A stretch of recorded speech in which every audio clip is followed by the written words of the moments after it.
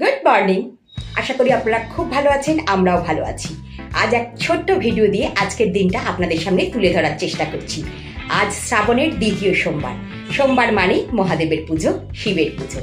আজকে সেই শ্রাবণের সোমবারে অনেকেই হয়তো উপবাস রাখেন, আমিও সেরকম রেখেছি। কিন্তু আজকে উপবাসের নামে শুধু খাই খাই পর্ব চলবে, সেটাই আপনাদের সামনে তুলে ধরার চেষ্টা করব। আজকের দিনটা ঠাকুর ঘর থেকে শুরু করছি, আশা করি আপনাদের ভালো লাগবে। আমি পুজো আচ্চার কিছুই বুঝি না, শুধুমাত্র জানি আমি আমার মতন করে পুজো করব, যেটা আমার মনের শান্তি হবে সেই রকমভাবে পুজো করব। পুজো আচ্চা সেরেই নিজের খাওয়ার জোগাড় করতে বসে গেছি। আজকে খাবো সাবু ভেজানো বা সাবু মাখা যাকে বলে। এই মাখাটা কিন্তু খেতে খুব ভালো হয়, অনেকেই হয়তো অনেক রকমভাবে খান। আমি দুটো কলাকে চটকে নিয়েছি, একটু নারকেল কোড়া আর একটু চিনি।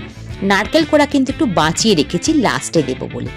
বেশ যখন মাখা হয়ে গেছে কলাটা, তখন ছোট দানার সাবু আমি ঘন্টা দুয়েক ভিজিয়ে রেখেছিলাম। সেই জল থেকে সাবুগুলো তুলে তুলে কলা মাখার মধ্যে দিয়ে দিলাম। আবার একটু ভালো করে মাখবো। চিনি কিন্তু আমি খুব সামান্য দিই, আর দেব ঠান্ডা দুধ। এতে অনেকে অনেক রকম ফল টল দিয়ে খান, আজকে একদম ছিমছাম ভাবে মাখছি।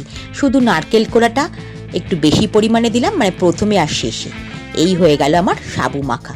দেখতে তো দুর্দান্ত লাগছে। আপনারা কে কে সাবু মাখা খেতে ভালোবাসেন আমার মতন? এটা তো গেল সকালের খাবার। সারা দুপুর অনেক কাজকর্ম করেছি, এখন রাত্রি 10টা। রাত্রে বানিয়েছি লুচি, কুমড়ো আলু পটলের একটা তরকারি, যেটা আমার লুচির সাথে খেতে দুর্দান্ত লাগে। আর ছেলে মেয়েদের জন্য বানিয়েছিলাম আলুর তরকারি, সেটাও কিন্তু নিতে আমি ভুলিনি। আমি নামেই উপোস করি, আসলে খেয়ে যাই। ভালো লাগলে একটা লাইক দেবেন।